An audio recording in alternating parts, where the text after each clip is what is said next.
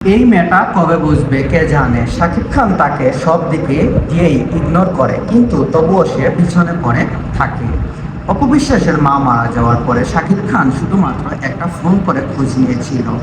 একবারও গোপনে সেখানে আসেননি, আসার প্রয়োজনও মনে করেননি। এতদিন পর অপু এই বিষয়ে স্বীকার করলো। সবসময় শাকিব খান দেখে এইরকম অবহেলা পেয়েই আসতেছেন, কিন্তু তবুও এতদিন ক্যামেরার সামনে এসে সবসময় শাকিবের সুনাম করত।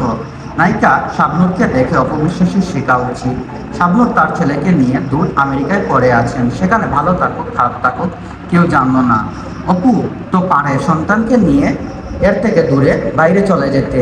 টাকা পয়সা তোর কম নেই, তাহলে কি দরকার এসব নিয়ে পড়ে থাকার। এখনো সাকিবের জন্য নিজের জীবনটা শেষ করে দিল। আপনাদের মতামত কি? অপু বিশ্বাস কি সাকিবকে ছেড়ে দূরে চলে যাও, না সাকিবের পাশেই থাকুক? আপনাদের মতামত অবশ্যই আপনারা কমেন্ট করে জানিয়ে যাবেন। ধন্যবাদ।